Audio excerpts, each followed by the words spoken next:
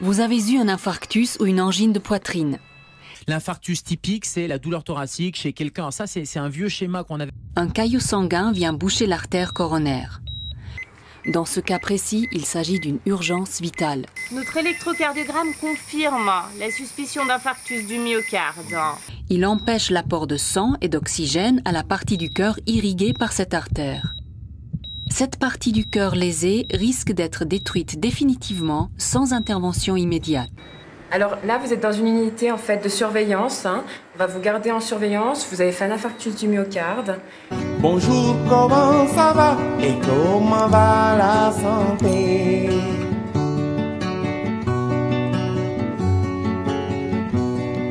Bonjour, comment ça va et comment va la santé?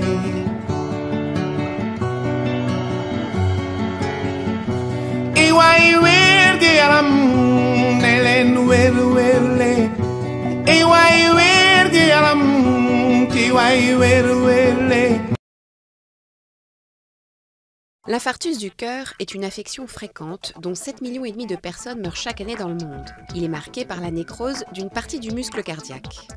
Il survient généralement lors de l'obstruction brutale d'une ou plusieurs artères nourricières du cœur, les coronaires, qui freinent le passage du sang, le privant d'irrigation et d'oxygène. L'obturation est le plus souvent due à la formation d'un bouchon lié à l'encrassement des parois des vaisseaux par des dépôts graisseux, notamment l'athérosclérose.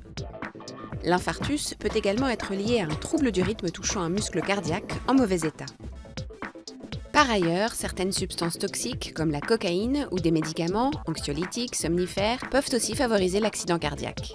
L'infarctus se manifeste généralement par une douleur thoracique pouvant irradier dans la mâchoire, les bras, l'épaule gauche, les coudes ou le dos. Elle est souvent associée à un malaise, des difficultés à respirer, des sueurs. Parfois, nausées ou vomissements peuvent prédominer. Plusieurs thérapeutiques sont possibles. Une angioplastie pour déboucher l'artère obstruée, une angioplastie avec implantation de stents pour la redilater et éviter qu'elle ne revienne à son diamètre initial, un pontage, un traitement médicamenteux comme l'aspirine. Vous avez eu un infarctus ou une angine de poitrine. Cette vidéo va vous expliquer comment vous allez être pris en charge dans l'urgence, puis comment se déroulent les soins dans le service de cardiologie et enfin, les précautions à prendre de retour à votre domicile dans votre vie de tous les jours. Le cœur est un muscle qui fonctionne comme une pompe. Il fournit à nos organes le sang qui leur est indispensable pour vivre. Le cœur est lui-même approvisionné en énergie par l'intermédiaire de 3 vaisseaux sanguins qui sont les artères coronaires. L'angine de poitrine et l'infarctus du myocarde sont les 2 manifestations principales de la maladie coronarienne. Bonjour monsieur, c'est l'équipe du cardiomobile. Ouais, bonjour monsieur. Que vous arrive-t-il? Je sais pas, c'est... L'angine de poitrine est une sensation d'oppression au niveau de la poitrine ou de la partie haute du ventre. Douleur qui peut également s'étendre vers le cou, les bras, les épaules et la mâchoire. Cette douleur reste au même endroit ou elle migre dans un des 2 bras, dans la mâchoire? Moi, il me semble que le bras gauche un petit peu... Cette douleur est due à une diminution de l'apport de sang au cœur, conséquence du rétrécissement des artères coronaires par l'athérosclérose. L'athérosclérose est une maladie qui touche toutes les artères du corps humain et qui évolue sur des décennies depuis l'adolescence. Elle se caractérise par l'accumulation de dépôts de graisse dans la paroi des artères, appelées plaques d'athérosclérose. Ces plaques provoquent des rétrécissements des artères. Lorsque l'athérosclérose touche les artères coronaires, on parle de maladie coronarienne. Lorsque l'angine de poitrine survient au repos ou dure plus de 15 minutes après avoir arrêté l'effort, il y a une menace d'infarctus du myocarde. Dans ce cas précis, il s'agit d'une urgence vitale. Notre électrocardiogramme confirme la suspicion d'infarctus du myocarde. Le but maintenant est d'une part de soulager votre douleur au maximum avant l'arrivée à l'hôpital, de fluidifier votre sang. Je vais juste vous administrer un petit spray sur la bouche, ça devrait soulager la douleur, voilà. Voilà. Vous voyez ici une de vos artères en coupe avec une plaque d'athérosclérose qui s'est développée durant des années. L'infarctus se manifeste suite à la rupture brutale de cette plaque. Un caillot sanguin vient boucher l'artère coronaire. Il empêche l'apport de sang et d'oxygène à la partie du cœur irriguée par cette artère. Cette partie du cœur lésée risque d'être détruite définitivement sans intervention immédiate.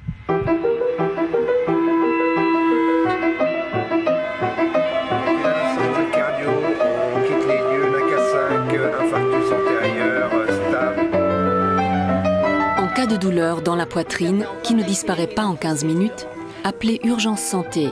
Pour la Suisse, le numéro 144. Chaque minute compte et le traitement commence dès l'arrivée de l'ambulance chez vous. N'allez donc jamais de vous-même à l'hôpital. On croit toujours que ça arrive qu'aux autres, hein,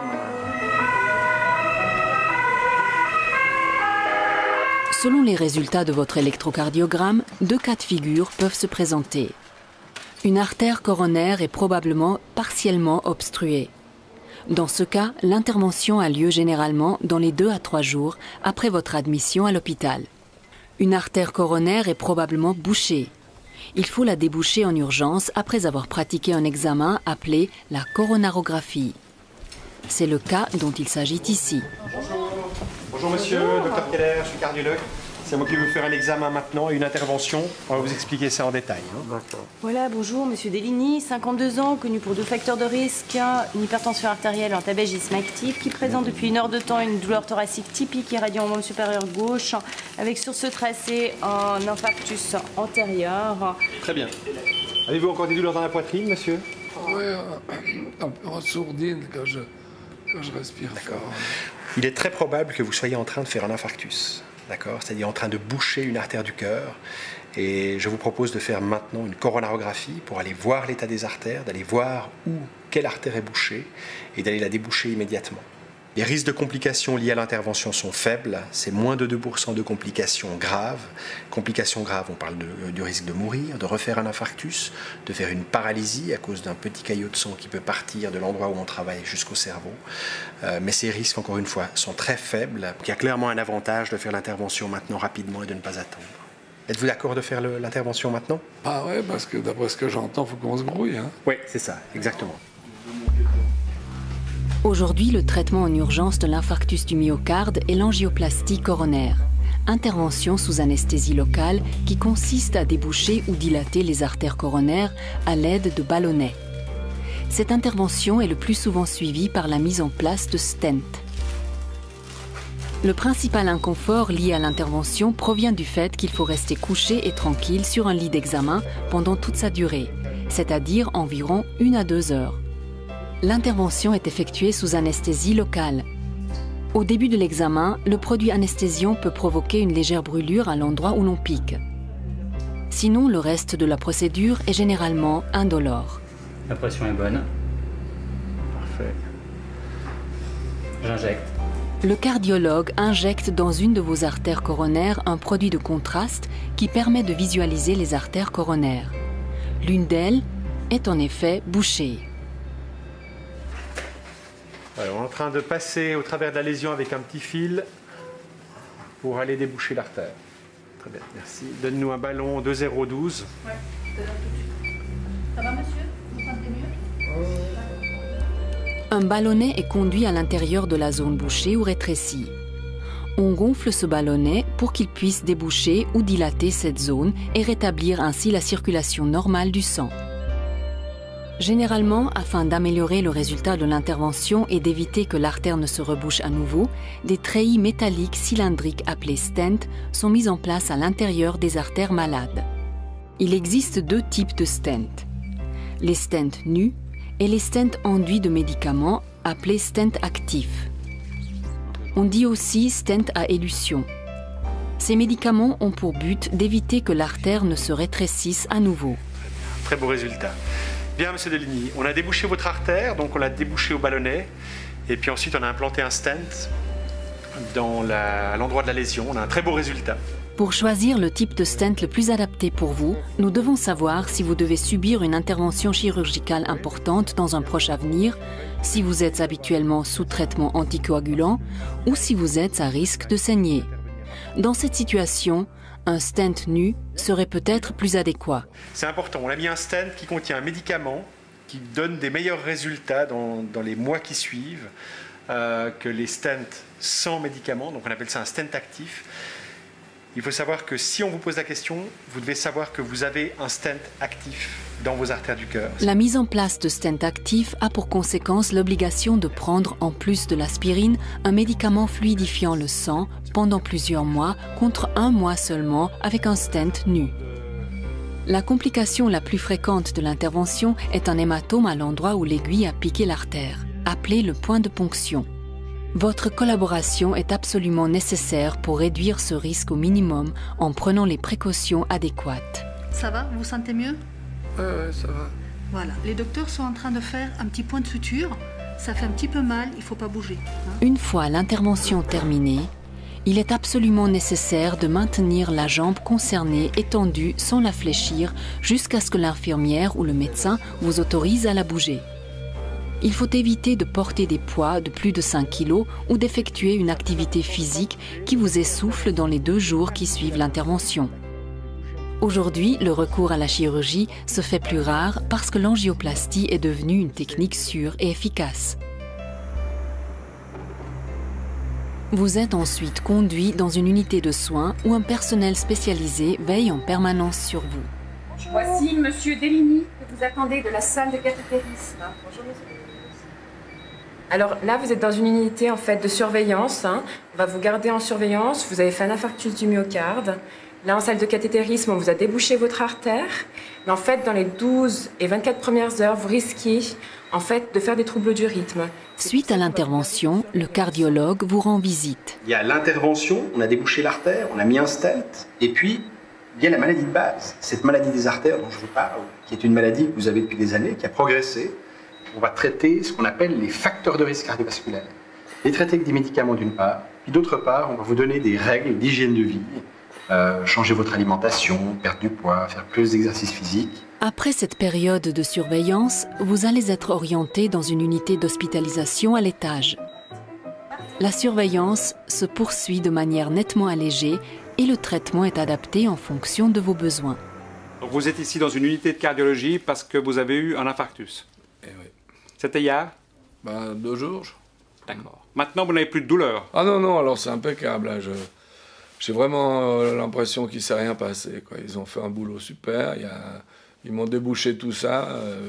C'est bon, je pourrais presque partir maintenant, quoi.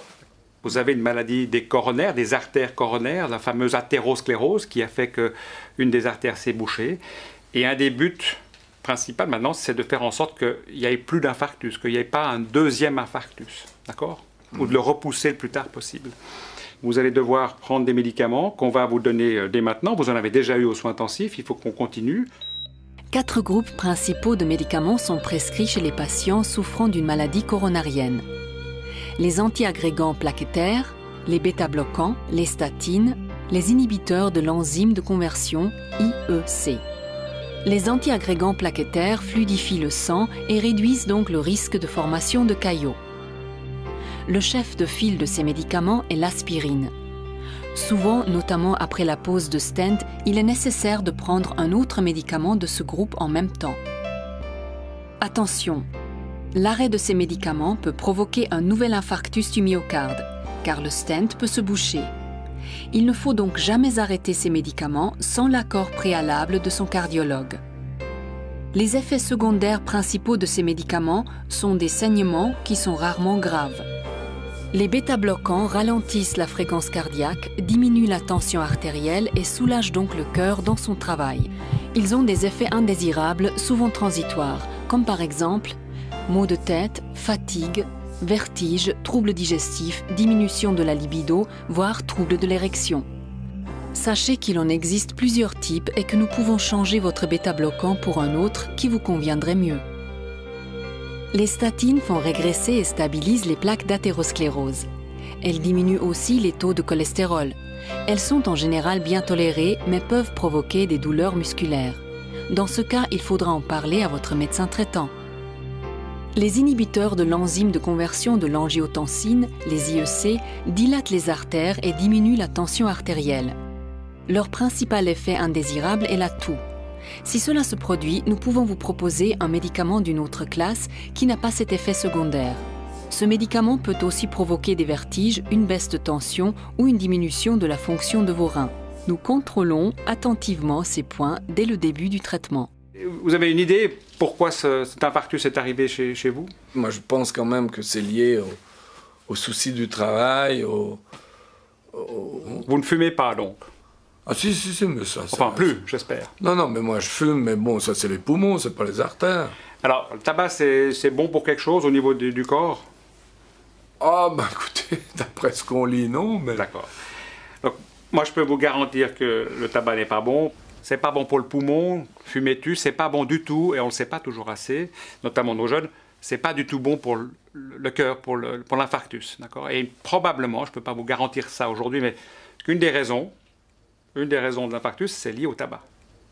On est là pour vous aider, c'est pas facile, et puis parfois on arrive une fois, puis on recommence, et puis pour finir on arrive. Mais ça sera très important pour pas avoir un billet de retour à l'hôpital que vous arrêtez de fumer. Maintenant, il n'y a pas que ça. Monsieur Delmy, il y a d'autres facteurs qui peuvent favoriser l'infarctus. Je suis sûr que vous en connaissez aussi. Ah ben, de toute façon, c'est tout ce qui est bon. Alors, la bonne bouffe, tout ça. Il faudra, et nos équipes de diététiciennes, comme pour le tabac, on a des équipes qui vont venir vous aider. Hein, pour arrêter de fumer, c'est pas facile. Pour l'alimentation, on ne parle pas de régime, hein, on parle d'adapter son alimentation. Je suis sûr que dans ce que vous mangez tous les jours, même au restaurant ou ailleurs, hein, il y a des bonnes choses pour le cœur. Je ne parle pas du goût, mais des bonnes choses pour le cœur. Puis il y a peut-être quand même des choses qui sont moins favorables.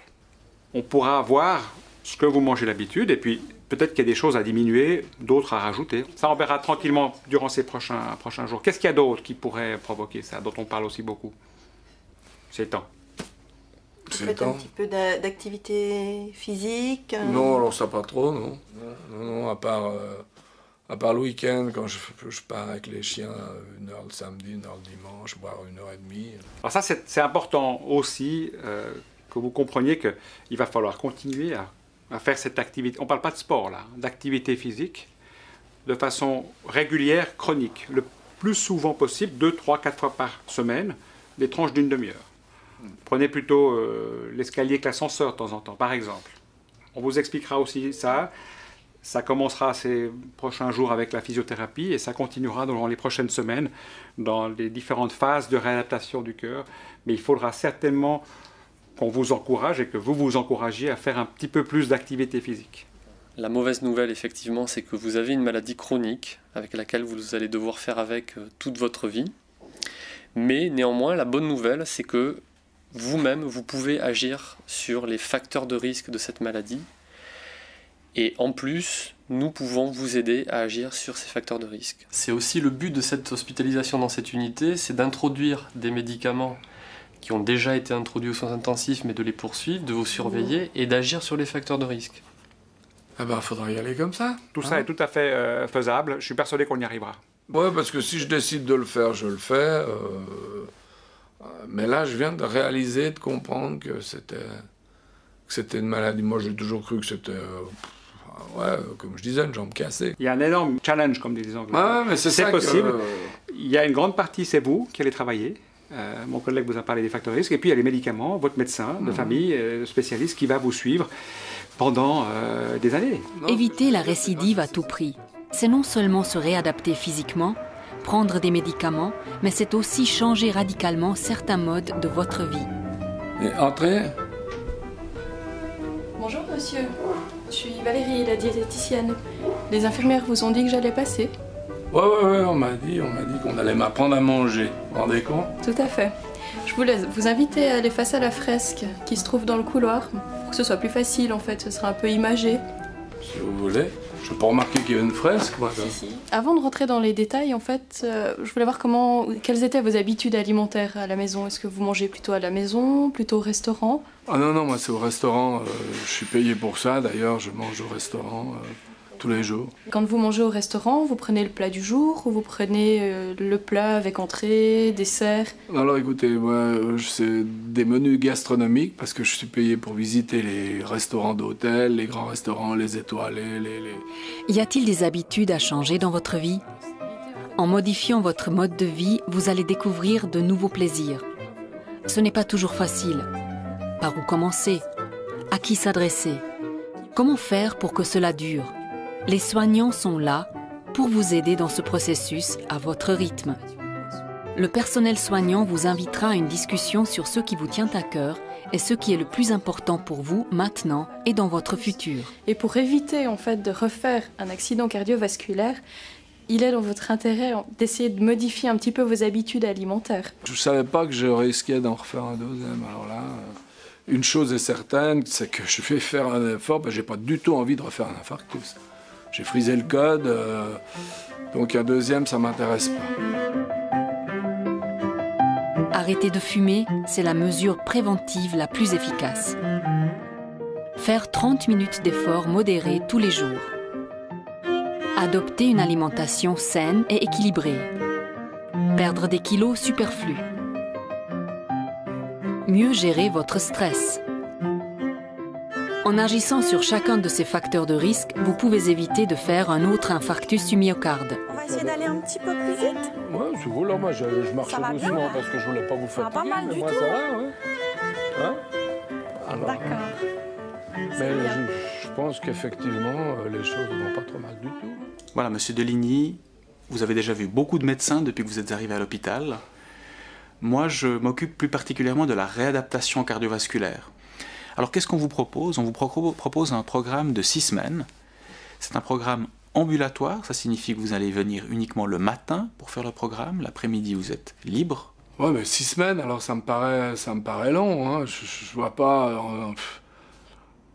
faire du fitness, des exercices, des trucs. Bon, je sais bien que je faisais pas beaucoup de sport avant, mais là, sur 6 semaines, ça paraît peut-être long à première vue, mais c'est vraiment la durée minimale pour qu'on puisse faire du bon travail. Ce qu'il faut bien réaliser, c'est que l'infarctus que vous avez eu a été traité, mais ça ne signifie pas que vous avez été guéri de la maladie de base qui est l'athérosclérose. Vous restez à risque de faire un infarctus. C'est pour ça, je pense que c'est capital de changer certains modes de vie, de bien comprendre ses médicaments, pour éviter à tout prix que ça revienne. Très important. Je viens de penser à une chose, la voiture. Je suis représentant, si je reprends mon travail à 50% mais à pied, autant que je continue de rester à beau séjour à faire des exercices. Si je reprends, il faudra que je puisse conduire. Pour ce qui concerne la conduite, on recommande d'attendre de 1 à 4 semaines après l'infarctus avant de se remettre au volant. Si vous êtes conducteur professionnel, la conduite automobile est généralement interdite avant 6 semaines. Alors maintenant, j'ai une question un petit peu perso, quoi, mais d'homme à homme, là, si on va se comprendre, pour les activités sexuelles, la libido, ça va changer quelque chose ou... C'est très important que vous posiez cette question. Alors tout d'abord, une chose fondamentale, l'activité sexuelle n'est pas contre-indiquée après un infarctus du myocarde, bien au contraire. On considère que dès que vous pouvez reprendre une marche d'un bon pas, vous pouvez aussi reprendre une activité sexuelle normale. Maintenant, c'est important que vous posiez cette question parce qu'il est vrai que certains patients après un infarctus rencontrent des difficultés dans ce domaine-là. Alors il y a multiples causes, hein. Ça peut aller des causes plutôt psychologiques, mais on sait aussi qu'il y a éventuellement certains traitements qu'on vous donne qui peuvent avoir un effet dans ce domaine-là. Donc c'est absolument indispensable qu'on garde un échange, que vous nous en parliez, pour qu'on puisse remédier à d'éventuels problèmes qui pourraient survenir dans ce domaine. 130-80, merci. C'est parfait, votre tension augmente légèrement, ce qui est tout à fait normal. Tout va bien pour vous? Pas de douleur dans la poitrine? Non, j'ai pas de douleur, non. À part les cuisses peut-être, mais... Au niveau du cœur, ça va? Le but de ce test d'effort est d'être certain que vous pouvez rentrer à la maison en toute sécurité et aussi de démarrer cette réadaptation cardiovasculaire en toute sécurité.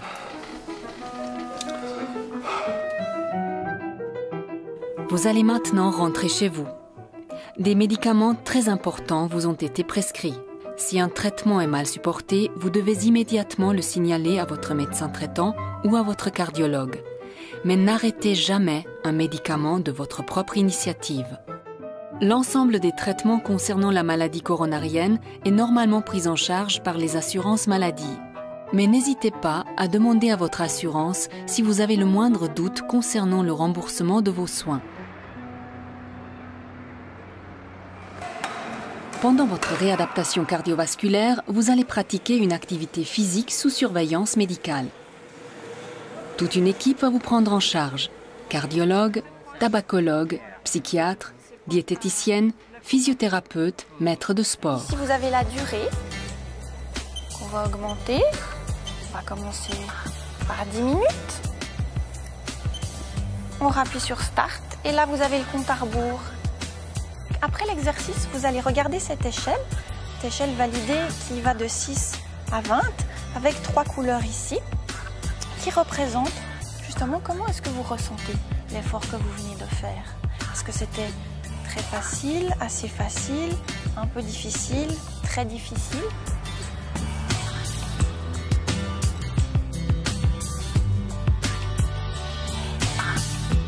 Votre médecin traitant ou votre cardiologue vous aide à poursuivre votre traitement. Il vous apporte toutes les informations nécessaires pour vous aider à éviter un nouvel infarctus. Si nécessaire, votre médecin peut vous répondre sur la possibilité de modifier votre traitement antiplaquettaire en cas d'intervention chirurgicale ou de visite chez le dentiste, par exemple. Vous pouvez parler avec lui des effets secondaires éventuels de votre traitement. Je vais avoir un battement solide et régulier. Je vais vous prendre la pression. La maladie coronarienne est une maladie grave et c'est une maladie chronique qui progresse avec le temps. Ce qui est rassurant, c'est que vous pouvez directement agir sur cette maladie pour freiner voire inverser son évolution. À vous de jouer maintenant et de suivre au rythme que vous aurez défini avec l'équipe soignante les recommandations qui vous sont faites. Ne pas fumer, avoir une alimentation équilibrée, bouger, limiter le stress, respecter le programme médicamenteux.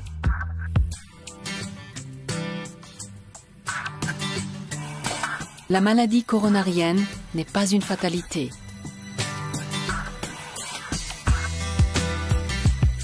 Quels sont les symptômes de l'infarctus? Alors moi, la seule chose que je connais, c'est on dit des douleurs dans le bras, des picotements dans le bras, c'est ça? Alors c'est la douleur thoracique avec une irradiation qui peut être au niveau du bras, qui peut être au niveau de la mâchoire, mais l'infarctus typique, c'est la douleur thoracique chez quelqu'un. Ça, c'est un vieux schéma qu'on avait, mais même nous, médecins, qu'on avait dans la tête, qui est l'homme de plus de 50 ans, un peu pléthorique, avec du cholestérol, tabagique, qui a la douleur thoracique, qui va persister plus de 15-20 minutes avec une douleur au bras ou une douleur à la mâchoire. Mais là, c'est trop facile, j'allais dire, et c'est quasiment marqué sur le front du patient. Oui, il y a une irradiation à la mâchoire et c'est une douleur qui n'est pas rythmée par les mouvements. Vous voyez, vous bougez ou vous ne bougez pas, ça fait mal, c'est à l'intérieur, c'est pas une douleur de la paroi. Donc c'est cette douleur qui est assez typique et j'allais dire c'est trop typique et c'était trop facile et c'était quasiment marqué infarctus du myocarde sur le front du patient quand nous, équipe du SAMU, on arrivait et puis les patients appellent maintenant relativement facilement le 15. Là où c'est un peu plus un piège diagnostique, c'est l'infarctus chez la femme et les femmes qui étaient protégées par leurs hormones, qui étaient protégées par un tabagisme qui était inférieure à la population masculine, sont en train de rattraper la parité, voilà, aussi rattraper le domaine des maladies cardiovasculaires. Et les femmes font autant d'infarctus que les hommes. Et c'est une mortalité malheureusement supérieure chez les femmes que chez les hommes. Pourquoi? Parce qu'il y a un retard diagnostique. Parce qu'on n'y pense pas. Parce que madame qui fait une douleur thoracique, moi je vais avoir tendance à dire ah non, elle n'a pas le profil typique. Et ça, c'est une idée, nous médecins, en particulier urgentistes, qu'on doit absolument se retirer de l'esprit. Il faut qu'on fasse un électrocardiogramme systématique. Et une douleur thoracique, même chez une femme, même chez une femme qui est jeune, une quarantaine d'années, si elle a des facteurs de risque cardiovasculaires, par exemple le tabagisme, eh bien il faut vraiment penser à l'infarctus, d'autant que les symptômes ne sont pas les mêmes chez la femme. C'est une douleur un peu atypique, avec une douleur, un embarras gastrique, vous voyez, vous sentez pas très bien, vous avez un peu des nausées. Pourquoi? Parce qu'il y a beaucoup d'infarctus inférieurs et ça donne pas la douleur thoracique typique à laquelle tout le monde va penser. Donc, nous savons que la cause la plus commune des crises cardiaques, c'est l'accumulation de la plaque de l'athérosclérose qui se passe dans vos artères coronaires. Et cette accumulation de plaques compromettra le flux sanguin vers le muscle cardiaque. Et quand votre muscle cardiaque ne reçoit pas l'accès au flux sanguin, il n'a pas l'accès à l'oxygène à l'intérieur du sang. Voilà donc essentiellement la façon dont vous obtenez une crise cardiaque. Et rappelez-vous qu'en médecine, nous appelons les crises cardiaques infarctus de myocarde. Myocarde se référant au muscle du cœur en partie, et infarctus se référant à un manque d'oxygène causant la mort du tissu. Donc l'infarctus myocardique, c'est le manque d'oxygène au muscle cardiaque causant la mort de ce muscle. Voilà ce que c'est une crise cardiaque. Donc nous savons comment une crise cardiaque se produit, mais qu'est-ce qui se passe réellement dans votre corps? Que se passe-t-il avec votre cœur quand vous êtes en train de faire une crise cardiaque? Nous allons alors jeter un coup d'œil à cette crise cardiaque. Commençons par le début. Nous allons donc ramener une artère ici afin que nous puissions visualiser ce qui se passe aux cellules du muscle cardiaque au cours d'une crise cardiaque. Voilà nos commandes ici.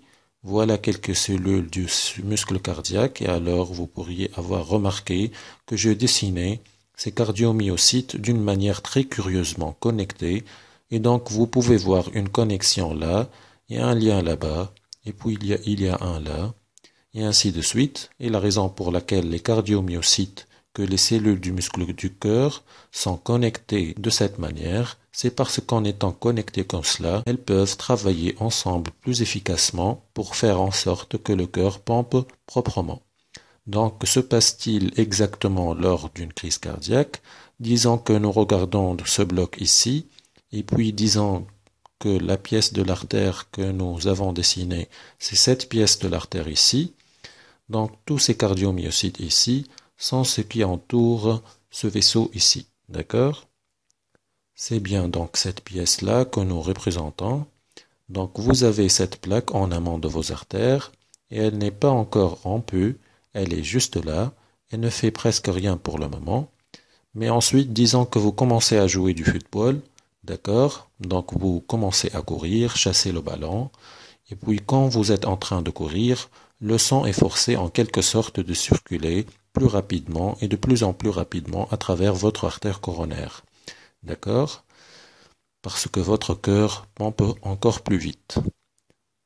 Donc tout ce sang se précipite à travers vos artères coronaires, car votre cœur pompe plus vite.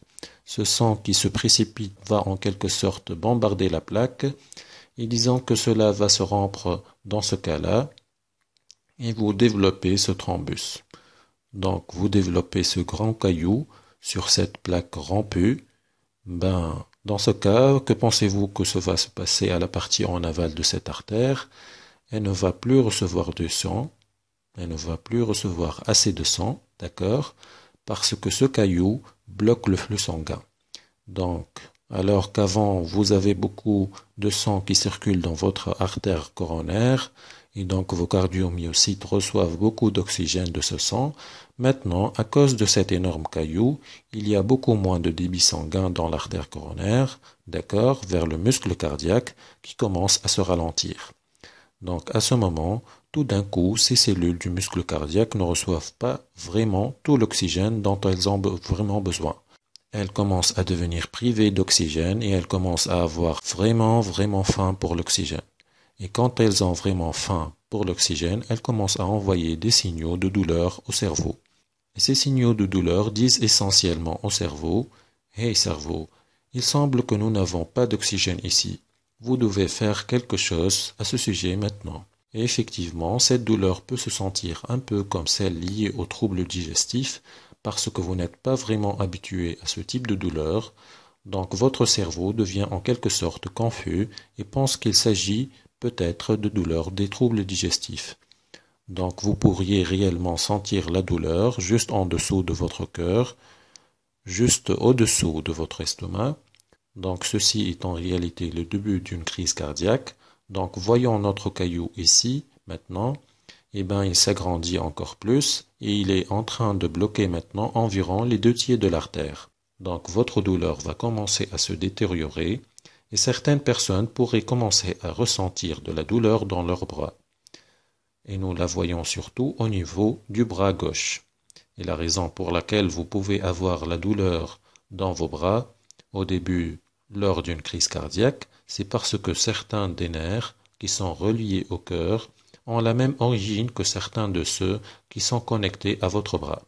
Donc, vu que votre cerveau n'est pas vraiment habitué à ressentir une douleur dont l'origine est le cœur, il devient en quelque sorte confus quand il reçoit des signaux de votre cœur.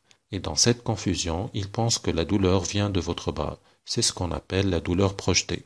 Donc c'est une sorte de mécanisme semblable à la sensation des douleurs des troubles digestifs. Et par le même mécanisme de douleur projetée, certaines personnes ont même des douleurs irradiant jusqu'à leur mâchoire. Et donc à ce point, le cerveau est juste confus. D'accord? Je veux dire qu'il est surchargé de ces signaux de douleur en croissance venant du cœur. d'accord? Et pour rajouter à cela tous ces cardiomyocytes qui reçoivent un faible taux d'oxygène, et parce qu'elles sont en manque d'oxygène, la façon normale et coordonnée de vos battements cardiaques sera compromise. Et votre cerveau n'aime pas ça, votre cerveau détecte ceci et puis dit « Oh, je dois faire quelque chose à ce sujet ». Donc votre cerveau déclenche cette grande poussée d'adrénaline libérée dans la circulation sanguine, et l'adrénaline circule partout, donc il arrive à votre cœur, il commence à affecter votre cœur, d'accord? Et que fait l'adrénaline? L'adrénaline va commencer à mettre votre cœur à battre plus vite, votre cœur va commencer à courir. Malheureusement, l'adrénaline ne va pas être en mesure de faire quoi que ce soit sur le caillou construit, qui vient de croître, d'accord? Je veux dire que nous l'avons en quelque sorte laissé seul pendant un certain moment, mais il est en fait en train de s'agrandir. Et maintenant, il remplit pratiquement l'ensemble de l'artère, il bloque l'artère complètement. Donc maintenant, nos cardiomyocytes sont en grande difficulté parce que maintenant, elles reçoivent à peine très peu de sang, donc elles vont à peine recevoir de l'oxygène. Et parce qu'elles reçoivent à peine de l'oxygène, elles doivent nécessairement ralentir leur rythme de contraction, car ayant un bon accès à l'oxygène est vraiment important pour les cardiomyocytes pour produire l'énergie dont elles ont besoin pour faire tout le travail qu'elles ont à faire. Donc naturellement, si elles n'ont pas l'oxygène, elles ne peuvent pas produire toute l'énergie dont elles ont besoin. Donc elles doivent ralentir le rythme, elles commencent par ralentir, puis elles commencent à cesser de battre en réalité, parce que notre groupe de cardiomyocytes ici avait cessé de battre pendant que le reste du cœur doit compenser. Le reste du cœur commence à battre plus vite pour compenser notre groupe mourant de cardiomyocytes. Maintenant, à ce point, les choses ne sont pas très bonnes pour nos cardiomyocytes. Elles ne peuvent pas même se tenir ensemble réellement et d'une seule pièce. Leurs membranes commencent en fait à se décomposer et les cellules commencent à se rompre. Remarquez que ces cellules sans oxygène, sans un flux sanguin, n'ont pas le luxe de voir un sang emportant leurs déchets toxiques qui surgissent naturellement dans le cadre de leur métabolisme. Donc ces produits de déchets toxiques commencent à accumuler à l'intérieur de nos myocytes et leurs membranes commencent à se rompre. Maintenant, quand nos cardiomyocytes commencent à se rompre, elles commencent à laisser fuir les protéines que seules les cellules du muscle cardiaque contiennent.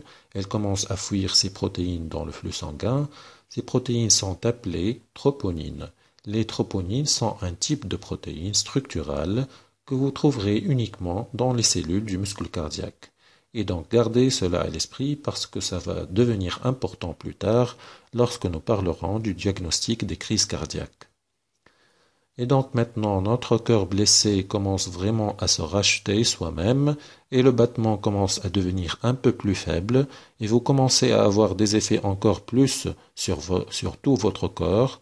Par exemple, ça va commencer à devenir vraiment difficile de respirer parce que vous pouvez avoir une certaine accumulation de liquide dans les poumons. Et laissez-moi juste vous expliquer comment cela arrive rapidement. Donc voici votre cœur, puis voici vos poumons. Le sang sort d'ici de votre cœur vers vos poumons pour s'oxygéner. Puis une fois qu'il devient oxygéné, il sort et revient au cœur. D'accord ? Et puis, il est pompé en dehors de votre cœur vers le reste de votre corps. Lorsque votre cœur ne pompe pas très bien, le sang s'accumule en quelque sorte dans votre cœur, puis remonte dans les poumons, et cette accumulation du flux de sang peut finir par rendre vraiment difficile pour vous de respirer. Donc, vous allez avoir souvent une dyspnée, vous obtenez souvent un essoufflement quand vous avez une crise cardiaque. Donc vous avez votre douleur projetée, vous avez un essoufflement, votre cœur s'accélère. Bon, parce que votre cœur ne pompe pas efficacement, le cerveau ne recevra pas lui aussi assez de sang. Donc vous pouvez avoir des étourdissements et une désorientation. Alors maintenant, il fait environ 15 à 18 minutes que vous avez commencé à avoir votre crise cardiaque et maintenant les choses deviennent vraiment mauvaises. Vos cellules déprivées du muscle cardiaque vont réellement commencer à éclater et mourir. Elles vont réellement commencer à grimper, de seulement laisser des fuites à mourir réellement. Alors, je vais vous dessiner des visages morts ici. Mais vous savez, ceci est vraiment grave. Si vous n'êtes pas traité au bout d'environ 20 minutes, votre cœur sera endommagé si mal qu'il ne va jamais battre normalement de nouveau. Parce que à ce débit-là, à environ 20 minutes, après que votre attaque cardiaque vient d'arriver, vous perdez environ 500 cardiomyocytes par seconde. 500 cellules du muscle cardiaque par seconde. Et elles ne sont pas comme vos cellules de la peau ou vos cellules des cheveux. Elles ne peuvent pas réellement être remplacées. Donc une fois vous perdez ces cardiomyocytes, c'est fini, votre cœur ne va plus battre à nouveau normalement. Donc vous voulez vraiment limiter le taux de perte des cardiomyocytes qui arrivent. Donc ceci est en quelque sorte la physiologie derrière ce qui se passe dans un infarctus du myocarde. Alors avant de terminer, juste une chose que je veux vous montrer. Donc nous avons classé l'infarctus du myocarde en 2 groupes principaux et je vais vous montrer ces groupes. Je vais vous montrer comment nous les avons divisés. Donc ce que je vais faire est ceci. Nous allons prendre une section ici à travers le muscle cardiaque. D'accord ? Je vais dessiner cette section transversale du cœur. Donc ceci est une section transversale. Nous avons supprimé cette partie en bas et nous regardons le cœur vers le haut, comme ça. Voilà un petit œil ici. Et donc ceci est le ventricule droit de ce côté, ceci est la cavité du ventricule droit, et de ce côté, la cavité du ventricule gauche. Maintenant, dessinons les vaisseaux sanguins, disons que c'est ici, d'accord ? Je vais dessiner un cercle, car souvenons-nous, coupant l'artère descendante antérieure gauche, celle-là, nous la coupons selon une section transversale. L'artère descendante antérieure gauche, alors disons que nous bloquons cette artère descendante antérieure gauche, disons que nous avons eu une crise cardiaque impliquant cette artère, et bien vu qu'elle alimente une telle énorme partie de la paroi du muscle cardiaque, ce qui va se passer, c'est que nous allons faire tomber un grand morceau de la paroi cardiaque, d'accord ? Donc ce type d'infarctus est appelé un infarctus de pleine épaisseur, car il implique toute l'épaisseur de la paroi musculaire épaisse du cœur. Donc on l'appelle un infarctus de pleine épaisseur ou un infarctus transmural. Et transmural d'ailleurs s'unifie juste d'un mur à un autre. Donc cela s'unifie juste traverser tout le mur. Voilà la taille de cet infarctus transmural. Donc ceci est un type de crise cardiaque, un seul type. Le deuxième type, que nous allons le mettre ici, le second type est appelé un infarctus à épaisseur partielle ou sous-endocardique. L'infarctus sous-endocardique, alors, comment cela se passe ? Eh bien, cela arrive parce que vous aurez ces petites artères qui se détachent des grandes ainsi. Par exemple, il y aura cette petite artère qui se détache de l'artère descendante antérieure gauche et qui va en fait pénétrer à travers la paroi du muscle cardiaque. D'accord ? Parce que le but de cette artère, c'est d'irriguer ce petit groupe de cellules ici. Ok ? Donc, disons que la zone d'irrigation, d'alimentation en oxygène, l'alimentation sanguine pour cette artère est ce champ ici. Bon, disons que vous avez un caillou qui se développe dans cette artère ici. Alors vous aurez encore une crise cardiaque, vous aurez toujours un infarctus du myocarde, mais ça sera d'une région beaucoup plus petite, d'accord ? Il ne sera pas réellement de pleine épaisseur, il sera juste d'une épaisseur partielle. Donc voilà les 2 principaux types d'infarctus de myocarde. Donc il est vraiment important que l'infarctus de myocarde et les crises cardiaques soient diagnostiqués le plus tôt possible. Et la raison de cela, c'est parce que plus le cœur avance sans avoir la bonne quantité d'oxygène dont il a besoin, plus le muscle cardiaque risque de mourir. Et ce principe est en fait si important en médecine qu'il y a un dicton qui dit « le temps est le muscle ». Ceci sert vraiment à souligner l'importance du fait que le plus rapide vous diagnostiquez une crise cardiaque et vous localisez où au niveau du cœur l'infarctus s'est arrivé, le plus vite vous pouvez le traiter. D'accord ? Et plus vite vous le traitez, cela signifie qu'il y a une meilleure chance pour un bon résultat après avoir eu un infarctus de myocarde. Le temps, c'est le muscle. Disons que notre ami Philippe a eu une crise cardiaque et qu'il s'est allé à l'hôpital. Quand il arrive à l'hôpital, qu'est-ce qui va se passer ? Quelles sont les étapes diagnostiques qui vont avoir lieu ? Eh bien, Il s'agit d'une urgence, d'accord? Une suspicion d'infarctus du myocarde est une urgence et le personnel de l'hôpital va vraiment traiter cela comme tel parce que, encore une fois, il est vraiment compris que le temps et le muscle. Plus vous laissez l'infarctus du myocarde non traité, plus vous allez perdre de muscle cardiaque.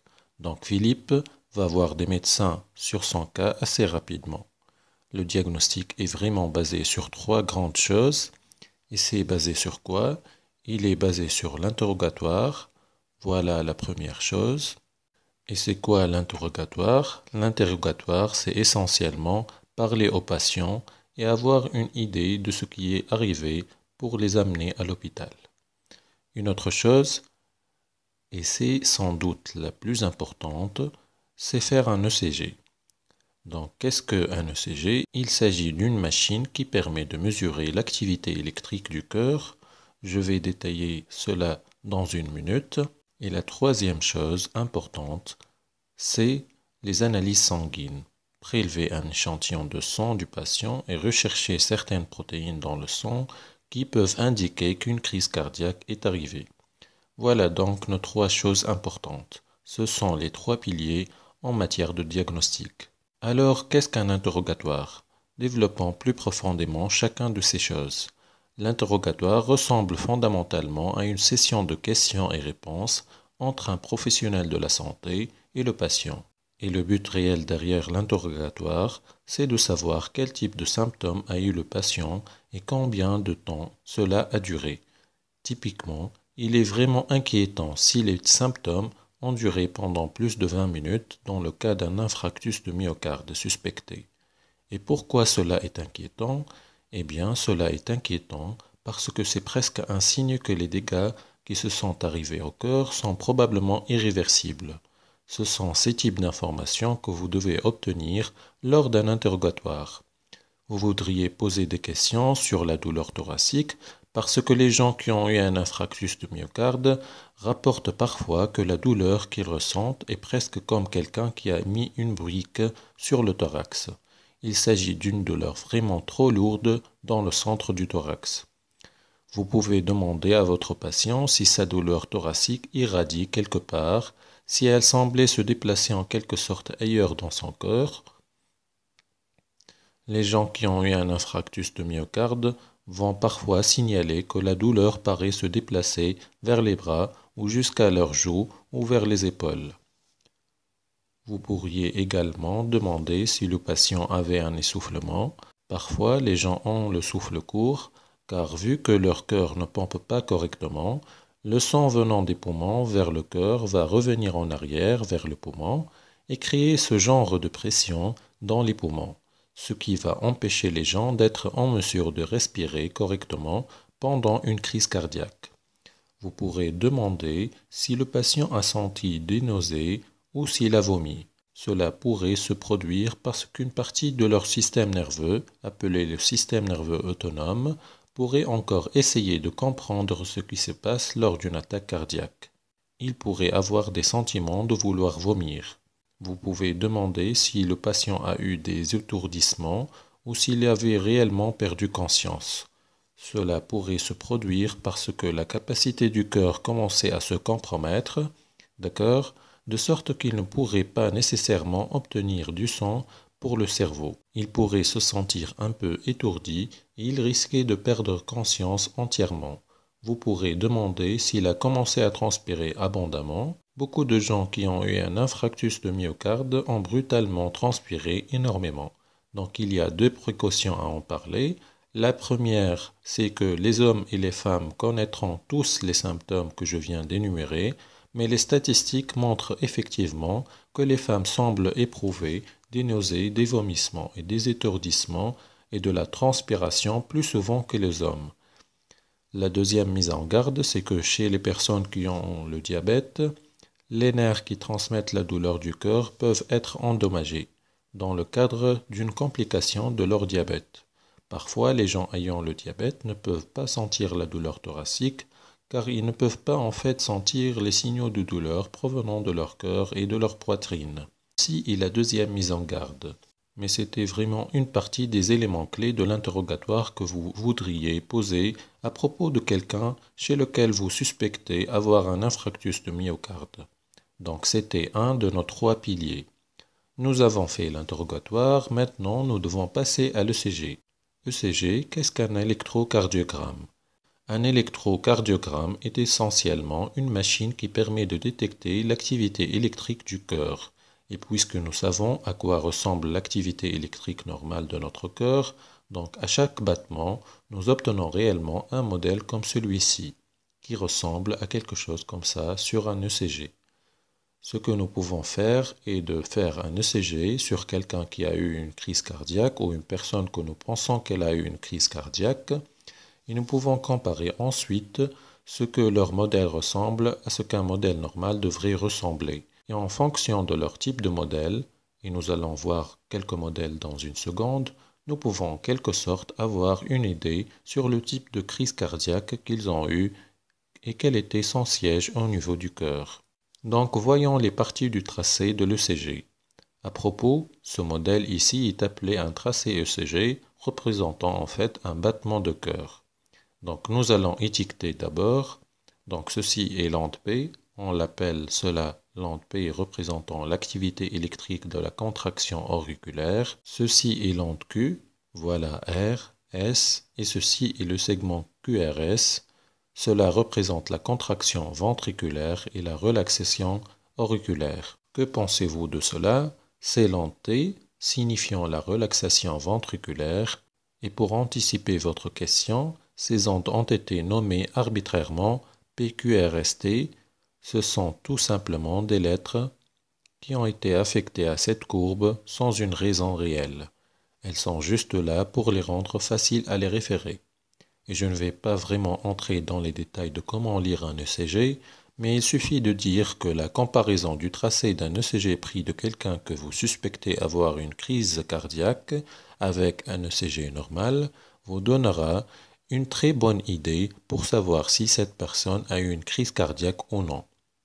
Par exemple, dans un type de crise cardiaque, un infarctus de myocarde avec un sus-décalage du segment ST ou IDM-ST+, vous obtenez réellement une élévation du segment entre S et T. Il se rehausse réellement. Ici, vous pouvez voir qu'elles se sont décalées vers le haut en quelque sorte. Et cela veut dire quel type de crise cardiaque vous avez eu. Cela signifie qu'en ayant un infarctus de myocarde avec un sus-décalage de ST, vous avez eu un infarctus de pleine épaisseur. Donc voici une section transversale du cœur ici, et voici le ventricule droit et voici le ventricule gauche. Un IDM ST+, signifie que vous avez eu un infarctus de pleine épaisseur du cœur. Tout ce mur serait mort à cause du manque d'oxygène. Et de nouveau, c'est juste un exemple. Cela ne devrait pas être dans cette partie exacte du cœur que je viens de vous montrer. Je vous ai juste montré que c'est transmural. L'essentiel, c'est que c'est dans l'ensemble du mur du cœur. Il peut arriver dans n'importe quel siège. Donc nous avons un sus-décalage ST. Pouvons-nous avoir un sous-décalage ST? Eh bien oui. Regardons maintenant un sous-décalage ST. Il s'agit en fait de l'autre type majeur de crise cardiaque, mais il n'est pas en fait appelé infarctus avec sous-décalage de ST, mais plutôt un infarctus de myocarde sans élévation du segment ST ou IDM ST-. En réalité, dans les IDM ST-, vous pouvez également voir l'inversion de cette onde T ici. Donc, qu'est-ce qu'il nous rapporte un IDM ST-? Qu'est-ce que cela signifie fonctionnellement? Cela signifie en fait que nous avons eu un infarctus sous-endocardique du muscle cardiaque. Par exemple, vous pourriez voir ce peu de myocarde du muscle cardiaque qui est mort et qui n'est pas vraiment une épaisseur complète. Pas toute l'épaisseur, mais juste ce bout ici. Donc, ce étaient vraiment les deux principaux types d'infarctus, ST+ et ST-.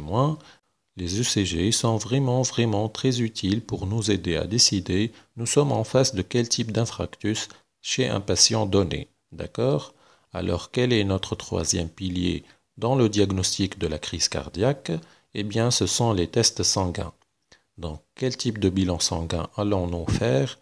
Eh bien nous cherchons des choses appelées des marqueurs cardiaques. Vous pourriez vous rappeler que quand un cardiomyocyte, la cellule du muscle cardiaque, meurt, sa membrane commence à se détruire et laisser des fuites via sa membrane. Toutes ces protéines se déversent en dehors. Il y a différents types de protéines qui se débordent en dehors. Vous avez ces protéines ici, et ces protéines sont appelées troponines, et vous avez une autre protéine appelée myoglobine, et puis vous avez une autre protéine aussi appelée créatine kinase MB ou CKMB. Et MB fait simplement référence à la forme de la protéine au niveau moléculaire. Maintenant, toutes ces protéines se déversent en dehors de vos cellules musculaires cardiaques une fois qu'elles commencent à mourir en quelque sorte. Elles se déversent et elles entrent dans votre circulation sanguine. Dans quel type de bilan sanguin allons-nous faire? Qu'allons-nous rechercher? Eh bien, la myoglobine peut se trouver ailleurs dans le corps, autre que dans le muscle cardiaque. Donc celle-ci n'est pas très spécifique à votre muscle cardiaque. Donc nous ne faisons pas généralement des analyses pour les rechercher. La créatine kinase MB peut parfois être recherchée dans les analyses de sang parce qu'elle est plus spécifique que la myoglobine.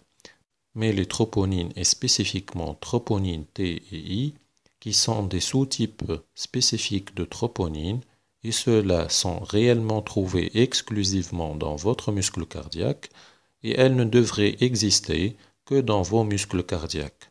Donc, nous savons que si ces troponines finissent par se retrouver dans votre sang, vous devez avoir eu des lésions du muscle cardiaque, car elles auraient fui hors de vos cellules et ont fini dans la circulation sanguine. Donc, les troponines sont les marqueurs cardiaques les plus spécifiques que vous pouvez retrouver lors d'un bilan de sang dans le cadre du diagnostic d'un infarctus de myocarde. Alors laissez-moi récapituler rapidement ici. Pour diagnostiquer un infarctus myocardique, nous pouvons prendre un interrogatoire clinique, spécifiquement pour savoir si le patient a eu des symptômes pendant plus de 20 minutes. Nous pouvons faire un ECG ou nous pouvons faire un bilan sanguin. Et selon les directives de l'Organisation mondiale de la santé sur le diagnostic de l'infarctus du myocarde, si 2 de ces 3 types de tests ou de procédures de diagnostic sont positifs, alors c'est probable que vous avez eu une crise cardiaque.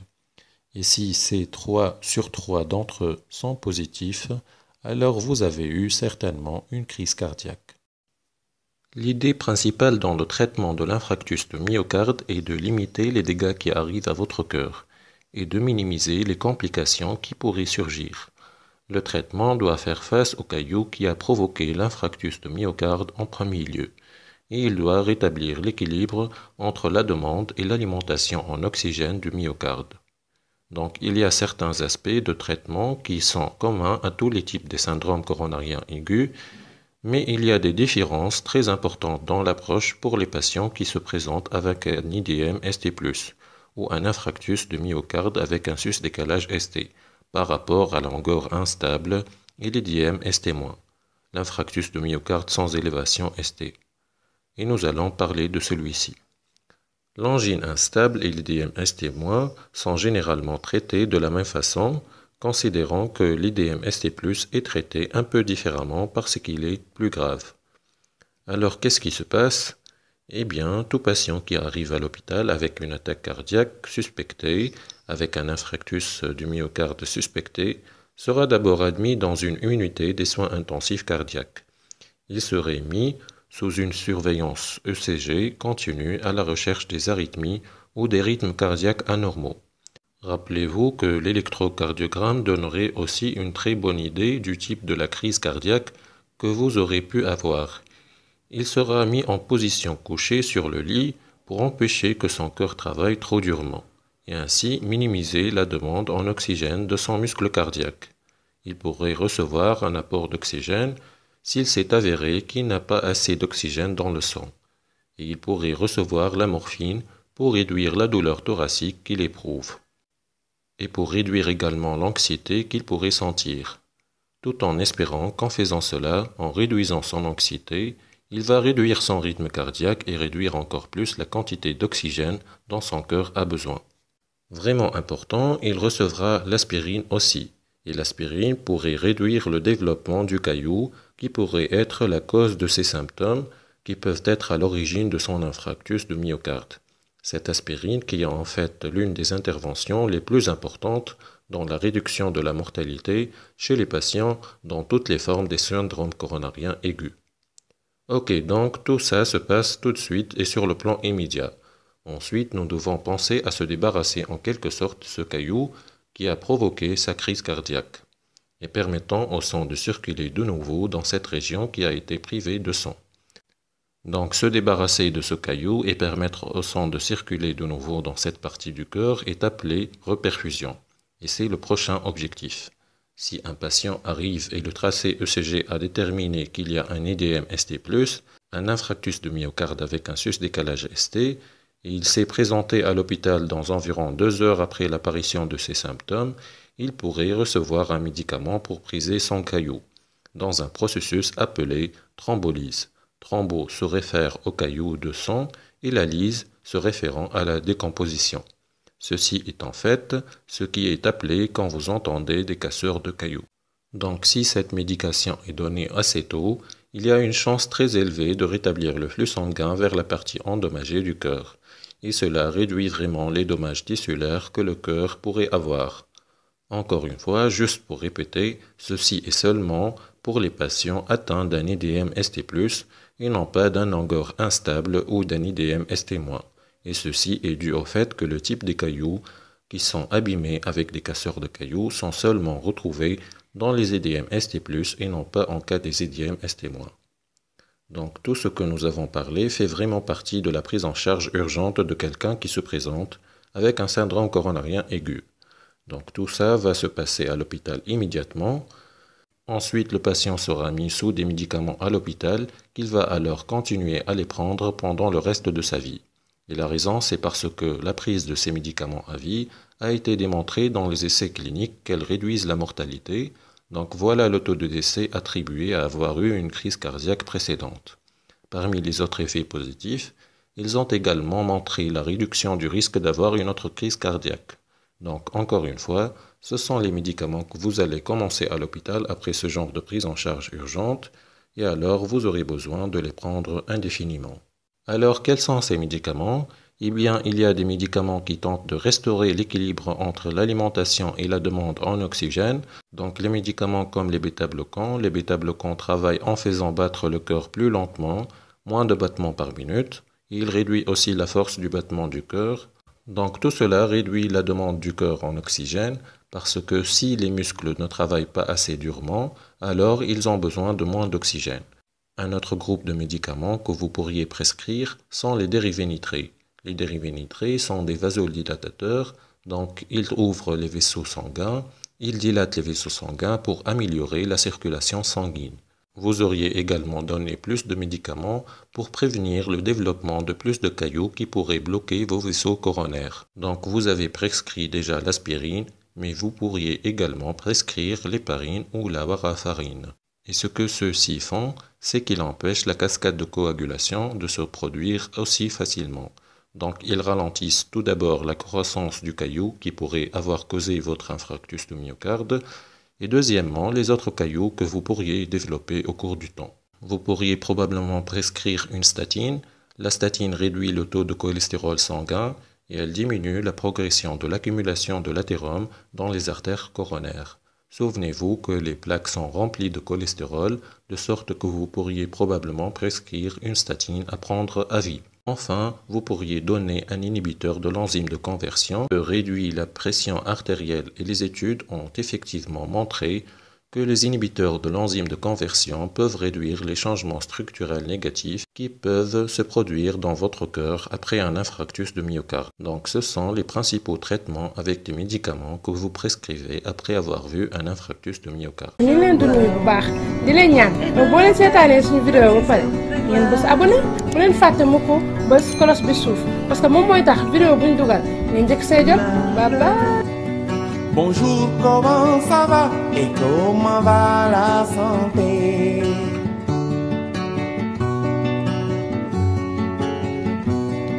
Bonjour, comment ça va et comment va la santé?